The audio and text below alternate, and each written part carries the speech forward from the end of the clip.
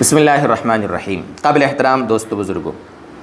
اسلام دین فطرت ہے، اسلام دین فطرت ہے، اللہ کا پسندیدہ مذہب ہے، ہر ایک کے لیے رحمت ہے،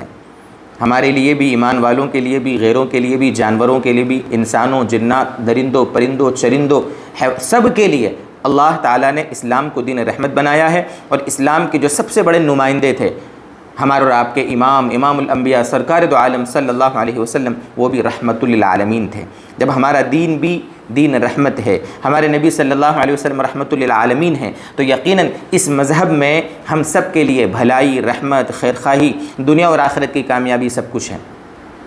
اب لوگ کیا ہے، غلط فہمی کی بنیاد پر اسلام پر اعتراض کرتے ہیں۔ وہ لوگ اسلام کو مسلمانوں کو دیکھ کر فالو کرنے کی کوشش کرتے ہیں اور سمجھتے ہیں کہ مسلمان جو کام کرتے ہیں وہی اسلام ہے، اور اس طرح مسلمانوں کے عمل کی بعض کاموں کی وجہ سے، مسلمانوں کی بعض حرکتوں کی وجہ سے اسلام بدنام ہو جاتا ہے۔ وہ ہزاروں لاکھوں کروڑوں میں کوئی ہوتا ہے جس کی غلط عادت ہوتی ہے، جس کی بنیاد پر وہ لوگ سمجھتے ہیں کہ مسلمان ایسے کام کرتے ہیں اور اسلام بدنام ہو جاتا ہے۔ حالانکہ اگر سچے اسلام کو وہ پڑھیں، قرآن میں پڑھیں، حدیث میں پڑھیں، یا سچے جو ہمارے اکابر گزرے ہیں، سچے علماء گزرے ہیں، ہمارے نبی گزرے ہیں، اگر ان کی سیرت کو پڑھے تو ان کو سمجھ میں آئے گا کہ اسلام کتنا پیارا مذہب ہے۔ اور چھوٹی موٹی باتوں کو لے کر پھر وہ اعتراضات کرتے ہیں، حالانکہ مسلمانوں نے تسلی بخش ان کے جوابات دیے ہیں،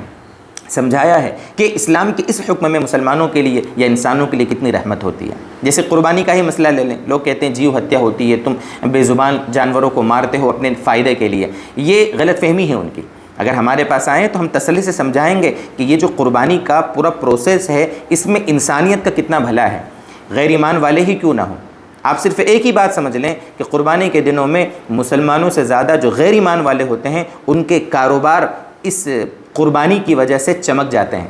آپ تصور کریں، آپ ریسرچ کریں، قربانی کے دنوں میں آپ نے ایسے کئی ریسرچ، ایسی تحقیقات دیکھی ہوں گی کہ جس میں لاکھوں کروڑوں غریب لوگ، اس میں بھی غریبوں میں بھی کون، جو غیر ایمان والے غریب تھے، ان کا کتنا فائدہ ہوا۔ بیچاروں کی پورے سال کی روزی روٹی ان قربانی کے چند پالے ہوئے بکروں کو بیچ کر ان کی پوری روزی روٹی ہوتی ہے۔ چارے والوں کا کتنا فائدہ ہوتا ہے، اور کھال والوں کا فائدہ ہوتا ہے، ہڈیوں والوں کا، گوشت والوں کا،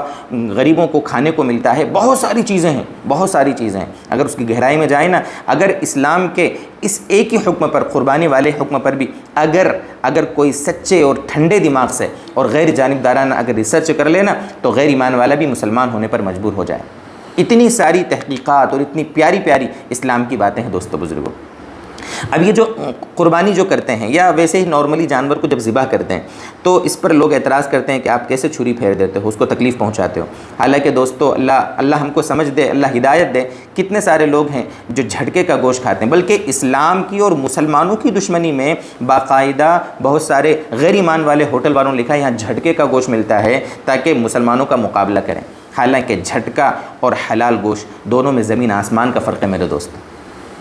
حلال جو گوشت ہوتا ہے نا، جرمنی کے یونیورسٹی والوں نے، وہاں کے پروفیسرز اور ریسرچر لوگوں نے، ریسرچ کرنے والوں نے باقاعدہ ریسرچ کی، اندر جانوروں کے اندر مشینری آلات لگائے اور دیکھا اندر کہ جب جانور کو ذبح کرتے ہیں تو اس کو تکلیف کیا ہوتی ہے اور کیا ساری چیزیں، باقاعدہ ریسرچ کی کئی پروفیسر نے اور سائنٹسٹ لوگوں نے۔ اور اس پوری ریسرچ کا آپ نیٹ پر سرچ کریں گے تو آپ کو ملے گا، آپ گوگل کریں، آپ تحقیق کریں اس کی کہ حلال گوشت میں کتنا فائدہ ہے۔ ریسرچ کرنے پر پتہ چلا کہ جانور کو کوئی تکلیف نہیں ہوتی ہے ذبح کرنے میں، بلکہ اس کا پورا خون آسانی سے نکل جاتا ہے، مکمل جب ٹھنڈا ہو جائے اس کے بعد پھر اس کی جو حرام مغز ہوتا ہے اس کو کاٹا جاتا ہے، اس کے بعد جو گردن الگ کی جاتی ہے جانور کی، تو اس کے بعد وہ گوشت انسانوں کے لیے بہت مفید اور لذیذ ہوتا ہے۔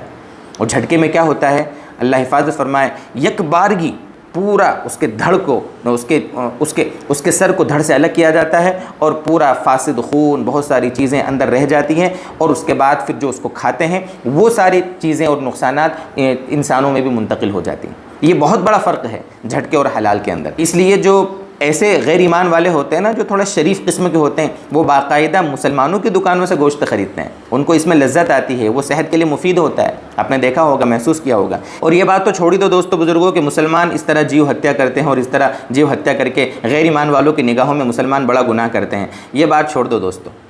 مسلمان جتنا گوشت خور ہے نا، جتنا گوشت خور ہیں، ایسے کئی صوبے ہیں ہندوستان میں، کئی صوبے ہیں جہاں غیر ایمان والے مسلمانوں سے زیادہ گوشت خور ہوتے ہیں۔ بلکہ اگر آپ اس کی بھی تحقیق کریں کہ ہندوستان سے جو گوشت باہر ملکوں میں جاتا ہے، اس کی بڑی بڑی فیکٹریاں غیر ایمان والے چلا رہے ہیں۔ یہ تو سب راجنیتی ہوتی ہے، پروپیگنڈا ہوتا ہے۔ قربانی کے دنوں میں لوگ آ جاتے ہیں اور جانوروں کی بہت ساری سنستھائیں ہوتی ہیں، وہ آ جاتی ہیں کہ یہ ظلم ہو رہا ہے، بند کرو، یہ کرو، وہ کرو۔ یہ سب صرف پروپیگنڈا ہے۔ میدانی اگر دنیا میں گھسیں گے آپ اور ریسرچ کریں گے، گہرائی میں کسی چیز کے جائیں گے نا دوستو بزرگوں، تو یہ صرف ڈھکوسلے ہیں، صرف ویسے ہی خامخواہ کی باتیں ہیں، کچھ بھی نہیں ان کی حقیقت۔ آپ کسی سچے ایمان والے سے مل کر کسی بھی ایک بات میں، ہمارے غیر ایمان والے اگر ہمارے ویڈیو کو دیکھ رہے ہیں تو وہ اس کو ٹھنڈے دماغ سے سوچیں، اور وہ کسی سچے مسلمان سے جس کے بارے میں ان کو لگے کہ یار یہ ذرا گھیان والا اور گھیانی دکھ رہا ہے، اس کے پاس آئیں اور اپنے جو بھی ڈاؤٹس ہیں ان کو کلیئر کرائیں۔ ویسے ہی سوشل میڈیا کے مطلب یہ کہ ہندو مسلم منافرت کا آپ ایجنڈا نہ بن جائیں، آپ اس کا شکار نہ بن جائیں۔ کچھ تو لوگ ہی ہیں جن کا کام ہی ہندو مسلم نفرت پھیلانا، کام ہی ان کا، تو ان کی وجہ سے کیا ہوتا ہے، وہ جو ہوتا ہے نا کہ جو مکھی ہوتی پاخانے پہ بیٹھتی ہے، ایسی غلط چیزوں کے اوپر وہ لوگ کمنٹ کرتے ہیں اور پھر اندھ بھکت واہ واہی اس میں بٹورنے لگ جاتے ہیں۔ خیر یہ کچھ زیادہ ہو گئی بات، بس صرف مجھے تو یہ عرض کرنا تھا کہ حلال گوشت اور جھٹکے میں کیا فرق ہے، اور مسلمان جو کرتے ہیں وہ کتنا اچھا کرتے ہیں۔ اللہ کرے کہ یہ باتیں ہم کو سمجھ میں آئے اور اللہ تعالی ہم سب کے لیے عمل کرنا آسان فرما دے۔